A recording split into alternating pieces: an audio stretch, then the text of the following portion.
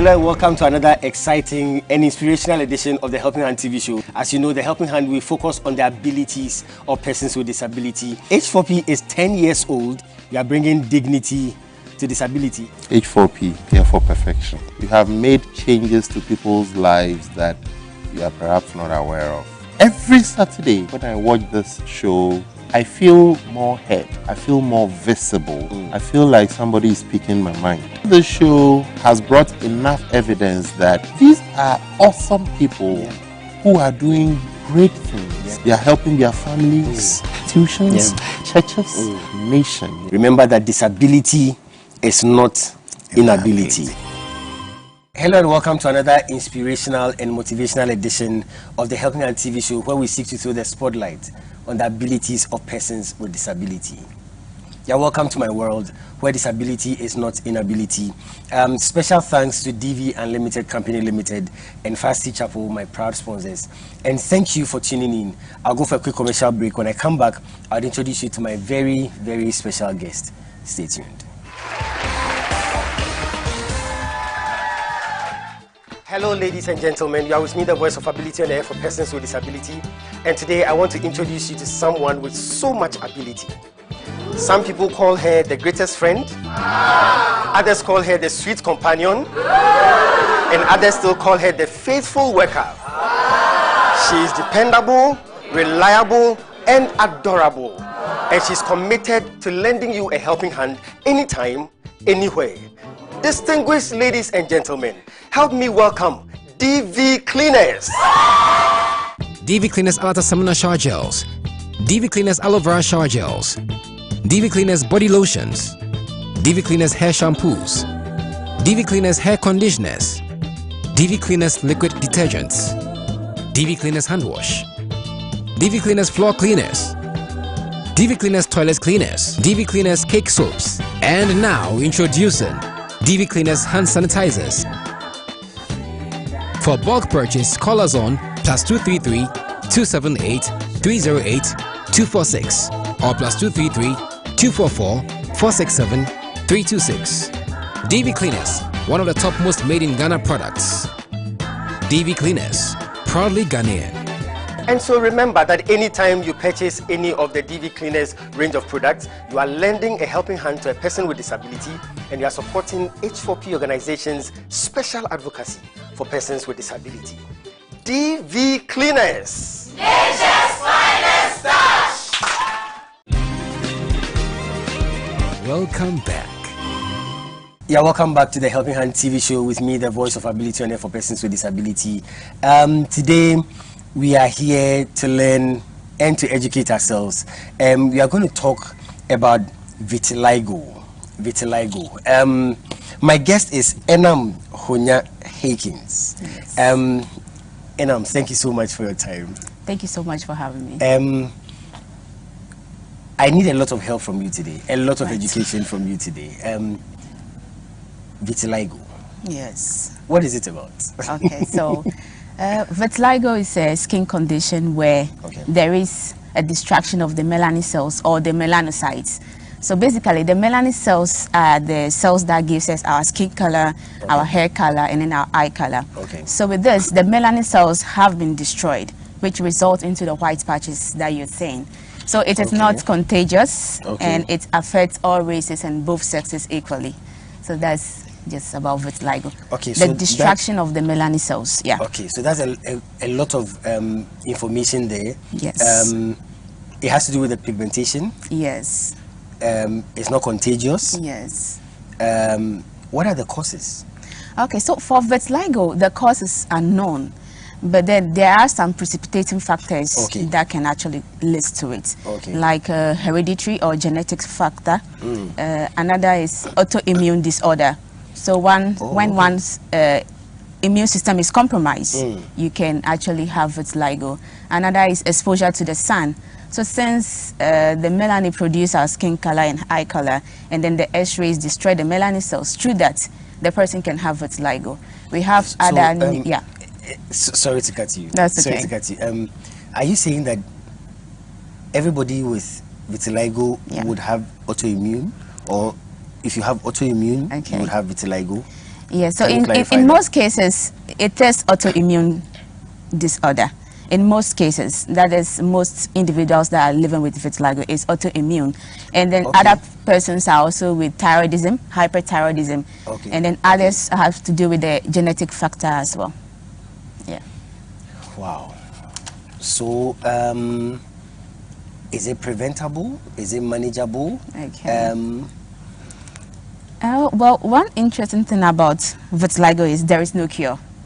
There is no cure for it. However, there are some treatment therapies that an individual who have vitiligo can actually opt for. We have the surgery, we have tattooing, we have depigmentation, and then we have the light therapy. Anyone that can work for anybody.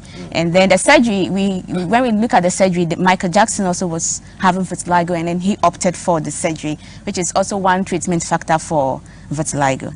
In other words, we were saying that he bleached, but then he actually went in for the surgery therapy just because he's a public figure, and then have to opt for that one. Okay, so Enam, thank you so much for your time again. Please help me with this. Why is vitiligo a disability? I would say that vitiligo is not a disability because it doesn't limit you to anything. It's just a physical alteration. And then it does not affect any internal organs of the body. Yes, it's just the physical alteration of the skin. And then there is no limitations in the human part of the body. Yeah, so basically, to my understanding, vitiligo does not limit you in any way. Yes. So we'll talk about your story, but before then, what is the difference between albinism and vitiligo? Okay, so the difference between albinism and vitiligo is that albinism is the mutation of the genes. That is the lack of the melanocytes. Whereas in vitiligo, there is melanin cells, but then there is a distraction of it. So whilst albinism have to do with no melanin at all, but with vitiligo, there is a melanin, but then there is a distraction of it, which leads to the white patches. Yes, so basically, albinism is far different from vitiligo. Albinism also affects the eye of the vision of the individual, whereas vitiligo does not. Yes, which is the mutation of the a person who have albinism. Yes. So, if I'm understanding, somebody with vitiligo could start off as a dark-skinned person. As a dark-skinned person. So basically, I was a dark-skinned person, a very uniform person as such. Really? Yes, very uniform. You were not fair? No, I wasn't fair. You were dark? Very dark. Yes, very dark. Very, very dark. So I had my vitiligo when I was 7 years. Yeah, it's just started as a patch on my arm. So initially we thought it was a birthmark. Just a patch. Just a patch. That's one interesting thing about it. Like, it's just a patch. So you're not having any pain? No pain, no itching, nothing at all. It's just a patch. Did it come overnight, or it was a gradual? Just appear as a spot all of a sudden. Maybe it came as a spot, but I did not realize it then because we were thinking it was just a birthmark. You know, when you have a birthmark, you assume that it's normal. So until I started growing up, and then it kept spreading. So Enam, let me be sure. How dark were you?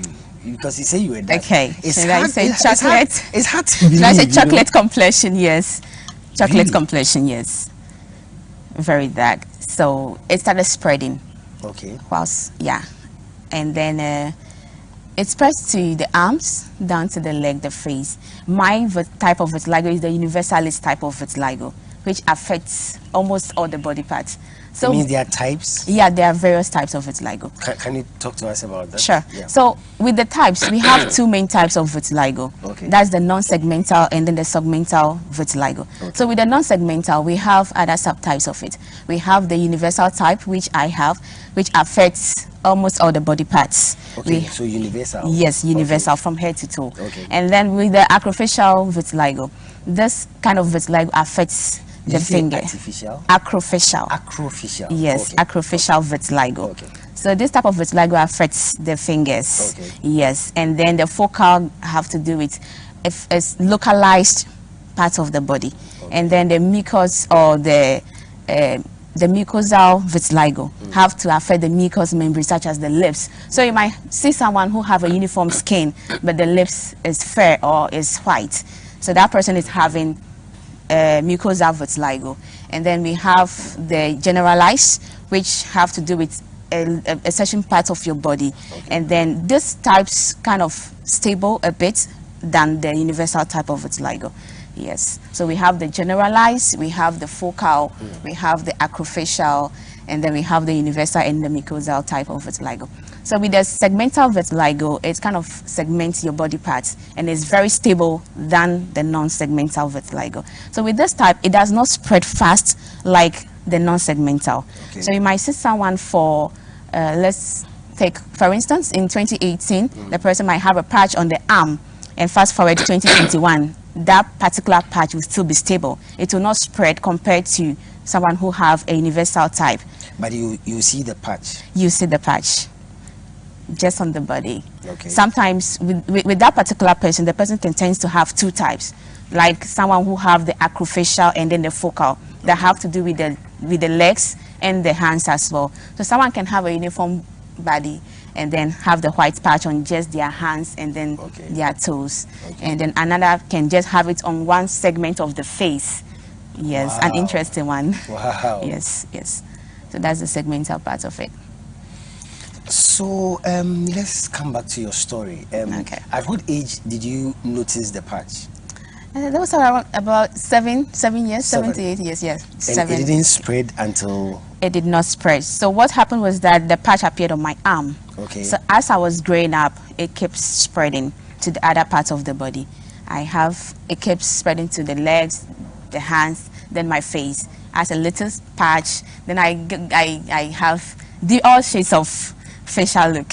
Yes. So the spreading was still the little patches? Yes, until when it's localized on the arm, it's localized at the fingers. Then it kind of spread all through to join to form a large patch. So it started as a patch, and you say you were chocolate colored? Yes, yes, chocolate complexion. Very.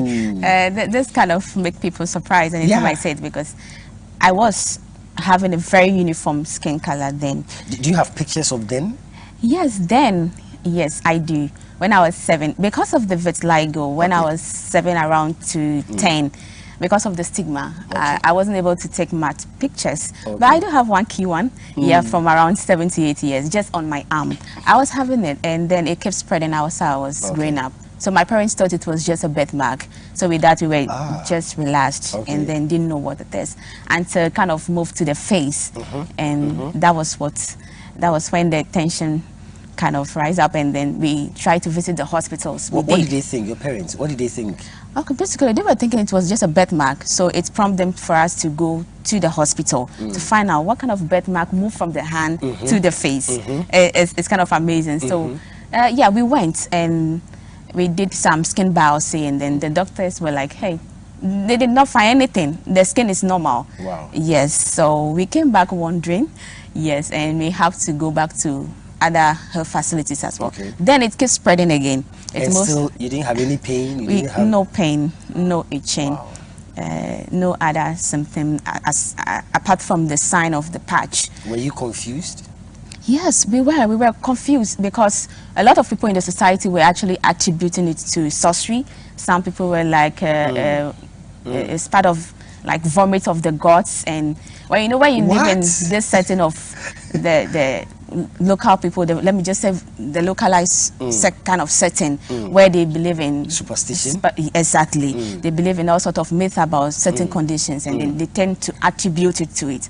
And they were like, it's sorcery, and you have vomit of the gods. Maybe you are rejected. The vomit of the gods is an interesting one. Yes, yes, a very interesting one. So the gods vomited on you. Yes, and they were like, they kind of rejected you, and you still make it to us. But what food would the gods eat and they will vomit? Interesting, interesting one, because those were the many of such things that they were saying, and then my parents were kind of disturbed and worried, because the stigma kept on moving from one person to the other, especially.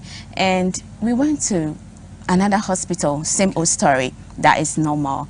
And then I even had the chance to visit the shrine, you know, wow. because a lot of people were attributed to the vomit of the gods. Then we said, okay, let's go. And it was a hell of experience. My goodness. Because people don't know what the skin is all about, and then they tend to attribute it to a lot of things. And I went through a lot because of that. Even in the society where you don't get to play with kids because your skin look different. It's not as if that right now it's very uniform. Then it was, should I say vanilla and chocolate? Yes, it was much like vanilla and chocolate. The black on one side, the white on the other side, looking all black and white. And then when kids sees you and they run away, like, look at this, which black and white alewa, and then they have to run away, and then you go one side, and then you be crying. Yeah, it was one hell of an experience. I'm going to go for a break. When we come back, I would ask you more on the discrimination and how you manage through school. Sure. Well, you are still with me, the voice of ability and for persons with disability. This is a special edition of the Helping Hand TV show. We are educating ourselves on vitiligo. I'll go for 60 seconds success. I'll be right back. Focus, true grit. Keep going. Keep your eyes on the prize. No stopping, because winning is not an option.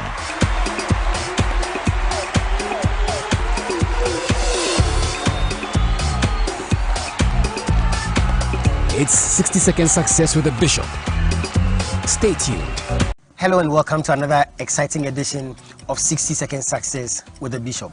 Today I want to talk about an important ingredient of success: opportunities.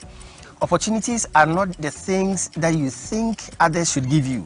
Opportunities are not the doors that you think others should open for you.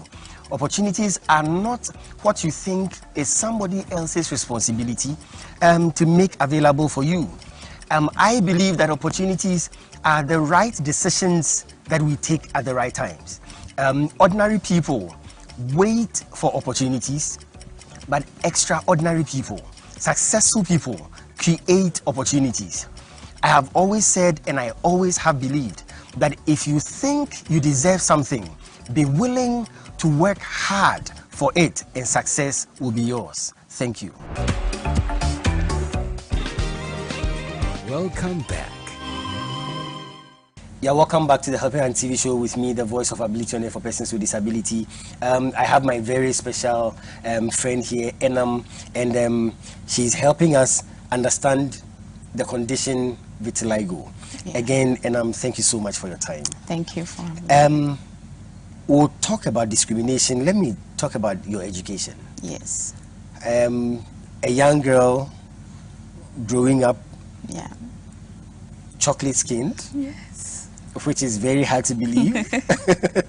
Yes, chocolate but skin. definitely you would have issues with school, with friends and all that. I did. Tell me about it. I did have issues with friends and school. Growing up, basic school, primary, a lot of kids don't know what the skin is all about, so they are afraid to come by or even get to play with you. So break times, I would just have to stick in the class alone because a lot of kids were running away, and then they were calling names, all the name calling, and then I just have to stick in the class then and then be quiet all alone with myself. Did they think it was contagious? Yes, they thought it, back then they thought it was contagious. They even thought when they sit beside you, they might even get it, or even shake hands with you, they might even get it. Wow. Let alone even give you a hug, they might even get it. Wow. So back then it was a very terrible one. No friends to play with. Fast forward to GHS, same old story. People were still stigmatizing to the extent I wasn't involved in any school activities. Wow. And then how about the teachers? How were they reacting to you? Well, the teachers were kind of playing their cool, in as much as they were also a bit worried about what the skin is about, and then worried that they might also have it. So they were. You have to sit in the class with other people? Yes, I get to sit in a class with other people, but having to sit with someone and then make them like they have to associate with you or socialize with you, those kind of things were not there. You know, when you're a child and you are growing up, you get to meet friends, break time, you hang out, you socialize. But back then it wasn't like that. So I was all alone throughout GHS. Fast forward to secondary school, it was the same story. And anytime I try to involve in activities of like, it looks like, okay, you're not fit to do so because your skin is looking so different. But you were strong? You were not I always sick? cry a lot. Back then, I do cry a lot. I do ask God questions that, like, why am I like this? Why all the name calling and all that? So secondary school was a very heavy one until I met a very good friend of mine, and then she's still my friend, Elorm, and then we were kind of cool back there. Anytime we were walking, anytime met Elorm. Yes, and I met Elorm, and then she helped me a lot to actually accept who I am, because secondary school, a lot of people, when you are even passing, they'll call you name. Even in secondary school, they were calling me a witch.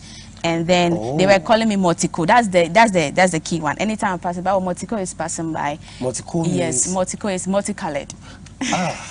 Yes, and then the name calling Motiko is passing by. Even the teachers were a bit, should I say, they were also kind of reacting odd or acting odd. Did it affect your studies? Yes. God is good, you know. It does not. Even most times that I have to cry, I will not even learn and just sleep. God being so good, when I write exams, I always pass. So yes, it came to a point even I wanted to stop the school because a lot of people were stigmatizing or isolating me because the skin looked different. And then there's just a lot of the name calling, which I tried to just made an attempt on my own life, and then, but somehow. What made the difference with Elorm? How come she accepted you? How come she was not afraid? Yeah. Okay, what made the difference? So with Elorm, we knew each other back in primary school. Oh, okay. But just that we were not close from primary to JSS. Changed? Yes. Throughout primary, I was having the patch on my arm and my face, a bit of my face, which made it very scary. And then I was having the patch. But we were not that close, just schoolmates, yes. So fast forward to secondary school, we came together, and then we were that close. So anytime the students were calling me names like a witch or a Motiko, she kind of drive them away or kind of insult them back, or yes, she kind of be a shade, or should I say, yes, that support system. Yes, she was that support system throughout secondary school till date, because anytime my schoolmates were insulting me or calling me names like a witch or Motiko, she tends to defend me in that regard. So she was. It's interesting for me, the thing with the witch. Yes, the witch. I don't see the connection. Is it that witches are fair colored? Well, with them, their perception is that witches have scary face. So my face. Oh, okay. So the face. Yes, the face is very scary, and the skin as well, because then it was very black and with the white patches. Okay. Yes. So for someone who see me for the first time, we'd be a little bit surprised. Yes. And then it was that scary. Yes, with the black all over my skin and then the white in the mist. So they kind of call it Motiko and calling me witch, because for them the perception is that witches are very scary and they tend to have some things on their faces. So yeah, that was the whole perception about it. I'm sure Nigerian movies have contributed a lot to that. Seeing witches and all that. Exactly. And then also the local setting about this fetish things. Yeah. I want to find out. So having to go through all this discrimination. Yes. You managed to pass all your exams. Yes. You managed to finish school. You even went to the nursing training. Yes. So that was surprising. Yes, very surprising. And then it's an amazing one. So in SHS or secondary school, because of the stigma, I kind of switched to the nursing school. Yes. So So initially I wanted to be a TV or radio presenter. Okay. Yes. So because of the stigma, because of how anytime I visit a program, people kind of tend to run away, and then people kind of tend not to sit even beside me. So I decided, okay, if I made an attempt on my life, it didn't work. And you wanted to commit suicide? Yes. There was that suicidal attempt. Yes. The skin is a very psychologically devastating condition. So when people tend to stigmatize, you tend to get depressed and then tend to kind of have all sorts of ideas. So I was just there, and then I was thinking like, okay, Our results are out. So what's next? Since my skin will not be fitted for... Tell me about the suicide attempt. What did you want to do to yourself? Yeah, I wanted to just pick a knife and then cut my veins, that's all. And then bleed out. Did your parents know about this? One interesting thing was that the first one, I did not even mention it to them.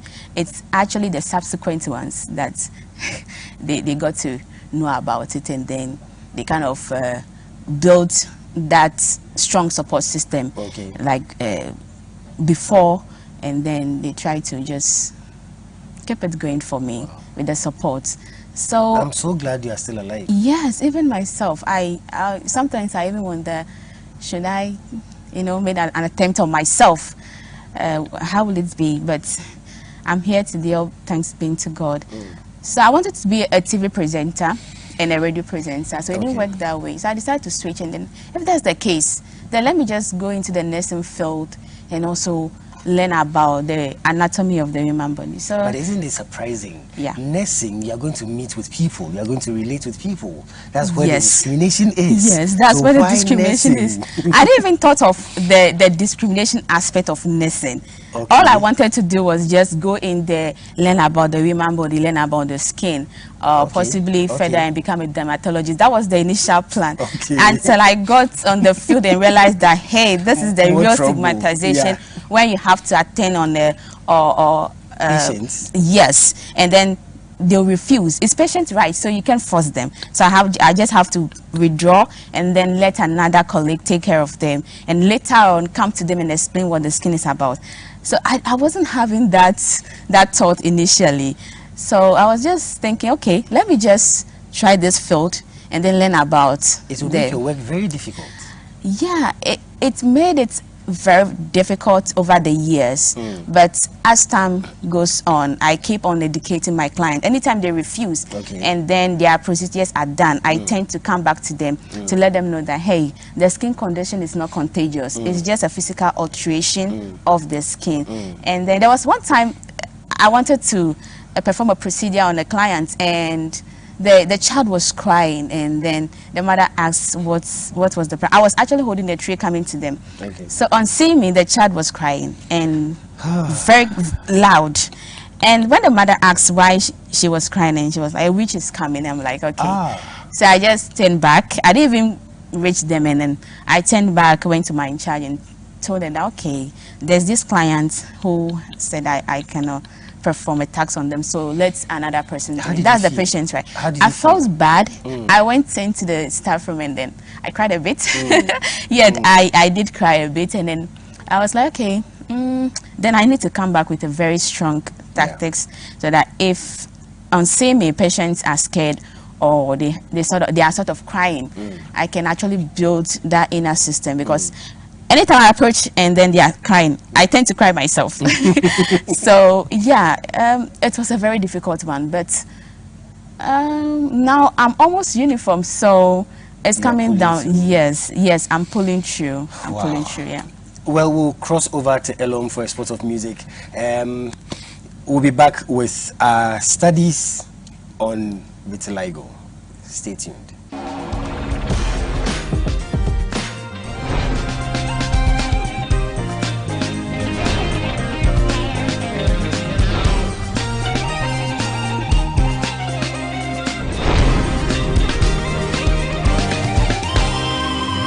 Is the music segment on the Helping Hand TV show.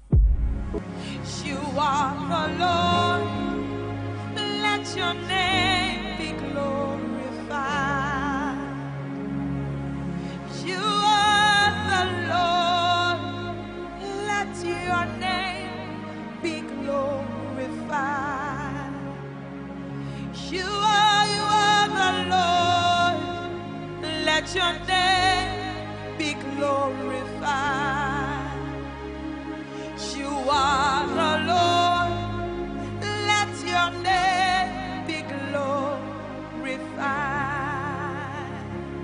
So we give you glory and honor. You are the Lord, let your name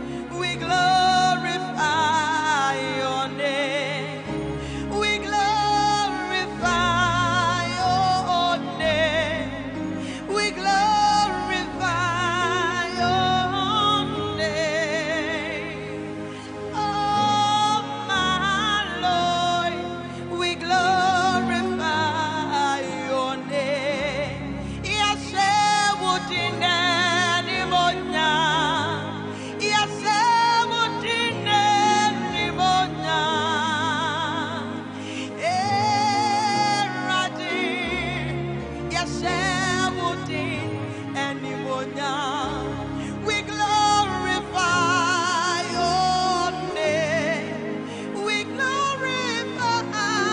your name. Oh my Lord, we glorify your name. We glorify your name. We magnify your name. Oh my Lord, we glorify your name.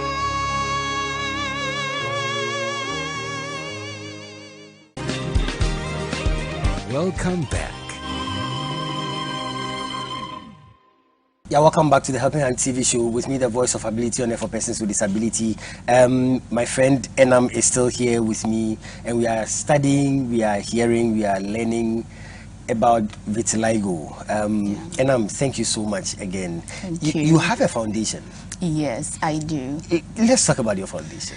Okay, interestingly, the foundation was started when I met a very lovely young girl then. Okay. She's La Violet. So back in SHS, I was at the hostel, and then my colleagues came in calling my name, and I come and see your sister. I'm like, hey, I'm the only girl of my parents, so I don't have any sister. And they were like, the lady is having a white skin, black and white like you, so come. So I went out, and then I met La Violet. So she started the Vitsaf Ghana, okay. That is Vitiligo in West Africa, with Ogomado in Nigeria.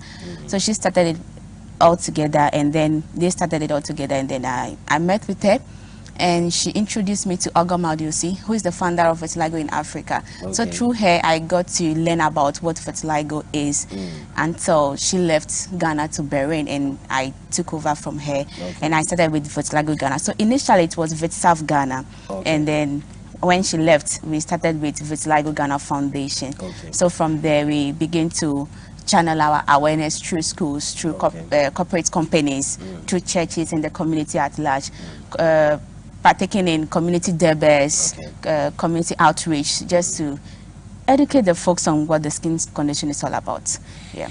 So if I give you, say, 1 minute, right, to talk about vitiligo, yes, what would you say about it? So for vitiligo, it's just a skin alteration. That is the destruction of the melanin cells of the skin. The melanin is basically the cells that produce our skin color, eye color, and hair color. So once those melanin cells are destroyed, the white patches appears, and then it is not contagious. Yeah. And it doesn't come with any illnesses? It doesn't come with pain. It doesn't come with any itching. However, people with autoimmune disorder tends to have other conditions as well, like the hyperthyroidism that I talked about earlier. And with those people, it's kind of affect them in a way, but not internal organs of the body per se. Okay. So if you meet someone with this condition, yes, what would you suggest? Do you suggest that you approach the person and ask the person, or you just look at the person and pass, or you pretend you are not looking and pass, or what would be your prescription? How do we handle? Interestingly, anytime I see someone with a white patch, I tend to get excited, and then I then again have this mindset that, hey, it's not all white patches of the skin that are vitiligo.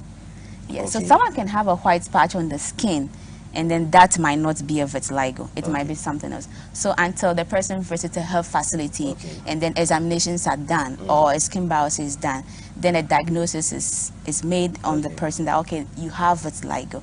However, anytime I see someone with the skin, on seeing the person, I know that this is vitiligo, and then I get excited because I tend to educate the person on what the vitiligo condition is all about. I tend to walk to the person, hey, how are you? And the person will just look me from head to toe, and like, interestingly, they will also see the patch and be like, okay, this lady might also be my family. So we tend to talk, and then I tend to educate them on what the skin is all about. Interestingly, again, some of them don't even know the name for it. Yes. They thought, I met someone, she was like, oh, it's just the skin, it started appearing white, and my people said, maybe my family people offend the gods, and the vomit of the gods. Yes. So yeah, I always get excited when I see someone with vitiligo because it kind of gives me that platform to go to them and also educate them and then let them know that the condition is not contagious and they should have the confidence. I always tell my people that self-acceptance is the key. Once you are able to accept yourself, the society will also accept you. So have that self-acceptance, walk in there boldly, forget about the crowd, just be yourself. And then anytime someone comes to me that, hey, what is this skin is about, just tell the person it's called vitiligo and it's not contagious. Yes, that is what I always tend to tell them. Amazing. H4P is 10 years old and we are celebrating the goodness of God. We'll go for H4P Show Time. We'll be right back with my special guest. Stay tuned.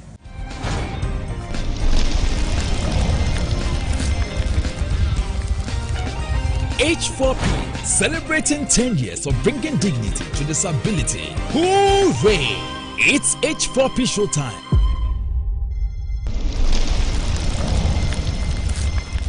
My dear brother, last time I checked, you were the one going around looking for a hairdresser and a makeup artist to do the makeup for your so-called bride-to-be. And what's wrong with that? I am worried. In fact, I am disturbed, I am perturbed, and I am concerned. Abba, are you the one to do all that for her? Eh? He that is down, must you do all that for her? Oh, hey. Okay, so tell me. So what exactly is she doing towards her own wedding? Eh? Or not to or to Adapa? Eh? I'm all ear. Oh, a lot. A whole lot. A lot? Like? Oh. He that's down. I'm as a couple. Like? A lot. I said she's doing a lot. Fifi, you are getting yourself into trouble. Yo. So what you for? What you for? Tell she in paying for see. What you for? Nanta, Hey, Abba Morrison. Look, I understand your worries, but you know how Edna is.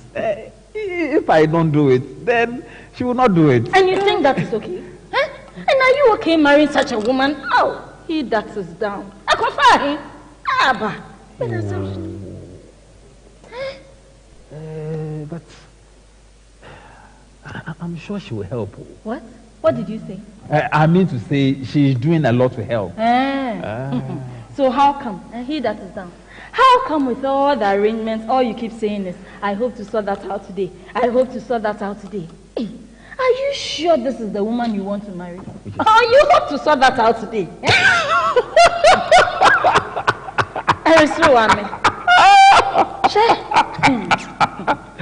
Abba Morrison. He that is down. Look, I understand your concern, but you know how Edna is. If you say so, I hear you. But you know, I can't stop loving Edna. I just can't live without her. In fact, it is like I was born to love her. Oh God Almighty! Me what say? Hey, Fifi Morrison, hey.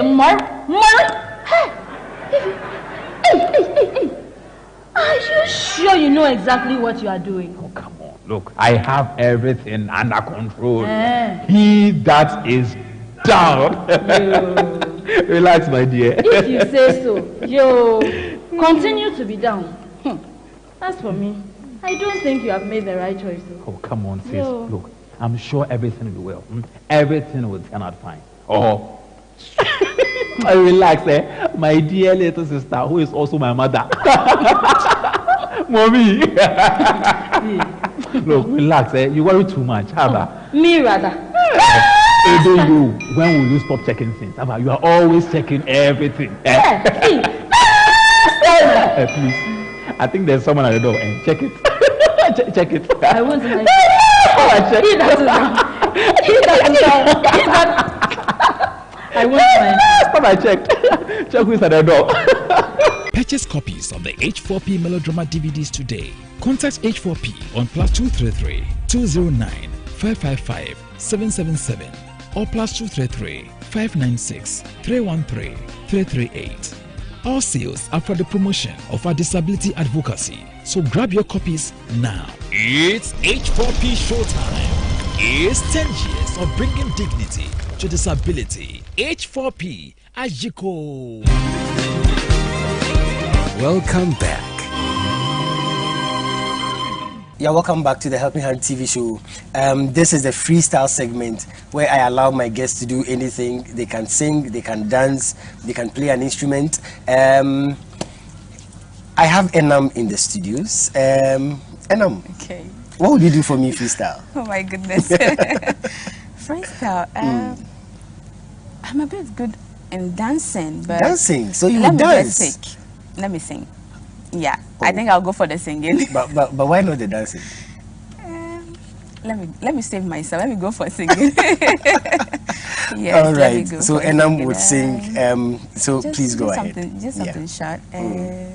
I don't even know what to say. Okay, so all right. So mercy say no. I'm not gonna let you go. I'm not gonna let you slip away. You don't have to be afraid. Mercy say no. Sin will never take control. Life and death stood face to face. Darkness tried to steal my heart away. Thank you, Jesus. Thank you, For Jesus. mercy say no. Yes. Thank you so much. Right. Thank you so much, Enam, for sharing this with us. Thank you. You've really helped us. You've educated us. Thank you so so much, and all the best with your foundation. Thank you. You have been watching the Helping Hand TV show with me, the voice of ability and for persons with disability. Thank you so much for being with us. Special thanks to DV Unlimited Company Limited and Fast Chapel, my proud sponsors. And special thanks to you for tuning in. Thank you to all those who contribute to H4P through our mobile money system. I'm so grateful. Thank you so much. And to my crew, thank you so much for always being there for making this happen. I'm going to come your way again next week with another exciting episode, same time. Until then, remember, disability is not inability.